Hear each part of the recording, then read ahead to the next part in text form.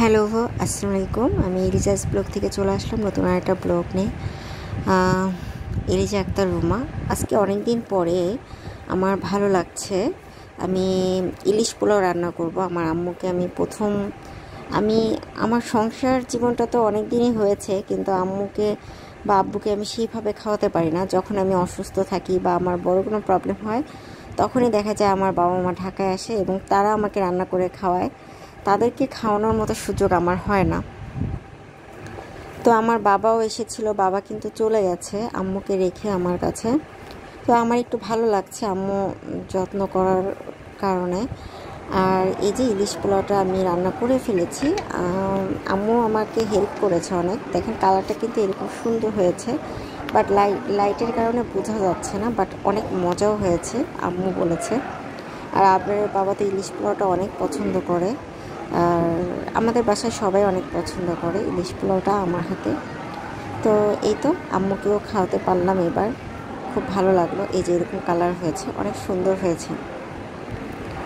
তো এই তো আজকে অনেক দিন পর আমি রান্না করলাম এবং ভালো লাগলো যে আম্মুকে খাওয়াতে পেরেছি।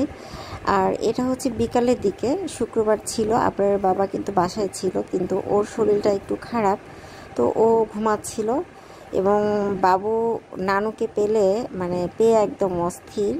তো ও খুবই কান্নাকাটি করছিল। তো আমি, আম্মু আর বাবু আমরা তিনজন বের হয়েছি। এটা কি কোনো শাক?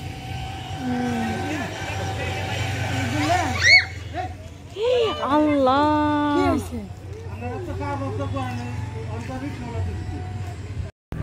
তো এখানে এসে আমার ভালোই লাগছে। আমি এখনও অনেকটা উইক আছি, বা যেহেতু অনেকটাই আমার ওজন কমে গেছে, 10 কেজির মতো ওজন কমে গিয়েছে।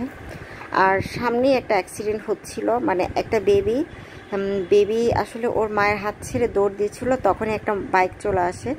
মানে যদি ওখানে অ্যাক্সিডেন্ট হতো, বাচ্চাটা কি হতো আসলে আল্লাহই জানে। তো ওকে আল্লাহই মনে বাঁচিয়েছে, আল্লাহর অশেষ রহমত, আসলে কি বলবো। তো আমি বাবুকে নিয়ে এখানে এসেছি, বাবুর অনেক ভালো লাগছে। এখানে ঈদেতে আসা হয়েছে আপনার বাবার সাথে, তখন আমার খুবই ভালো লেগেছে। মানে মানুষ আছে, বাট এত গাছগাছালি, মানে পরিবেশটা আমার ভালোই লেগেছে। তো আম্মুকে নিয়েও আসলাম, তো ভালোই লাগছে। কেমন লাগতেছে ঘাস? আসো একটু হাঁটি আমরা, আসো আব্বু।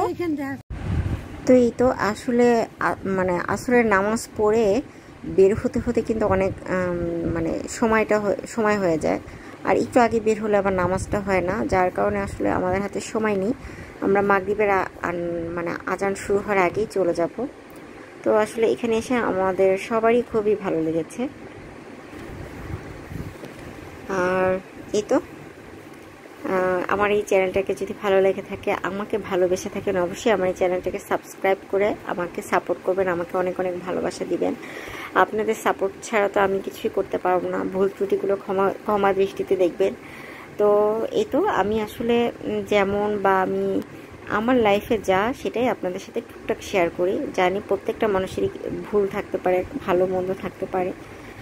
এই তো এটা নিয়েই জীবন। তো মায়ের সাথে ঘুরতে ভালোই লাগছে, বাবুকে নিয়ে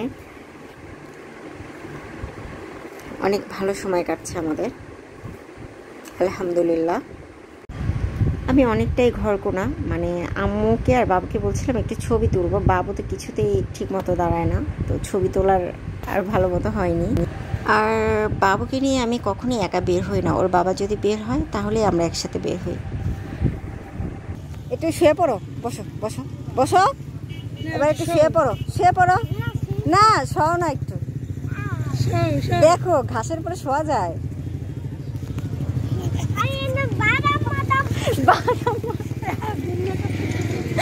বাদাম মাদাম কি করছে রে আল্লাহ, বাদাম গুলা শুইলা, এটা কোনো কথা হইলো? আসো, এটা কোনো কথা? এখানে বাদাম মাদাম ফালায় কি করছে? এটা কি ফুল? এরকম ফুল তো আমি কখনো দেখি নাই। ধরবো? দেখো ফুলটা, তোমারটা গোল গোল। বাহ, দেখছো কত সুন্দর। এখানে কি গাছ? তো আমি একটু অলস বলতে পারেন, মানে আমি আমার নিজের ফ্যামিলি ছাড়া না কাউকে বিশ্বাস করি না। মানে আমার কাছে মনে হয় যে আমার ফ্যামিলি শুধু আমাকে ভালোবাসে। সেটা আমার বাবা মা ভাই বোন হতে পারে, আর আমার হাজব্যান্ড। আর এই তো মানে আমার ফ্যামিলি যারা আর কি, যারা আমার একদম ফ্যামিলি, তাদের সাথেই আমি বেশি একটা বাহিরে যাই। আর কলেজের ফ্রেন্ডগুলা এদের সাথেও একটা অন্যরকম ভালো সম্পর্ক ছিল, বাট এখন তো সবাই দূরে দূরে। তো আমি আমি আমার এই ঢাকার আমি অনেক দিন আছি, বাট আমি কখনো আমার হাজব্যান্ড বলতে পারবে না আমি ওকে ছাড়া বাইরে গিয়েছি বা বলেছি যে আমার একটা কিছু কিনতে হবে, আমি শপে যাচ্ছি একা একা। মানে আমি খুবই একটা মানে আমি যাই না, মানে একদমই আমি যাই না। আমি সবসময় চেষ্টা করি ওকে সাথে করে নিয়ে যেতে, বা শুক্র শনিবার আমার যে যত কাজ রাখার জন্য। তো অনেকেই বলে, অনেক ভাবিরাই বলে যে তাদের সাথে কথা বলি না কেন বা তাদের বাসায় যাই না কেন। আসলে এটা আমার একটা অভ্যাস। মানে আমি ছোটোবেলা থেকে এরকম একদমই ঘরকোনা, মানে ওইভাবে বাসা থেকে ততটা বের হইনি। আবার দেখা যায় যে একটু কম কথা বলতেই পছন্দ করি, আবার কথা বললে অনেক কথা বলি। আসলে ঠিক নাই, তবে মনে হয় যে নিজের ফ্যামিলির কাছে যদি ভুল বলি তারা ক্ষমা করে দেবে, বাট বাহিরের মানুষ কিন্তু ভুল ধরবে। তাই ভয়ে আমি বাহিরের মানুষকে আমি খুবই ভয় পাই। মানে আমরা অনেক দিন পরে ঘাসের উপরে হাঁটতেছি না। আপনার কি জীবনের প্রথম ঘাস পাড়া দিলা? আমার বাবু প্রথম ঘাস পাড়া দিচ্ছে না? হ্যাঁ, ভালোই লাগতেছে ঘাসের উপরে।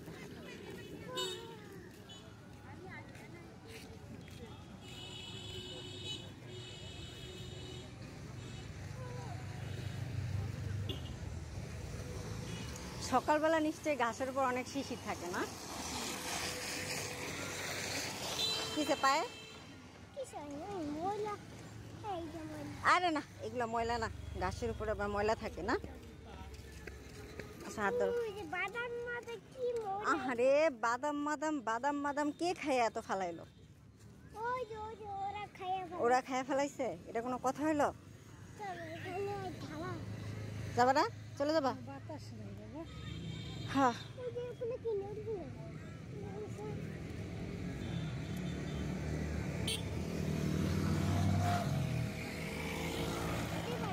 নাও।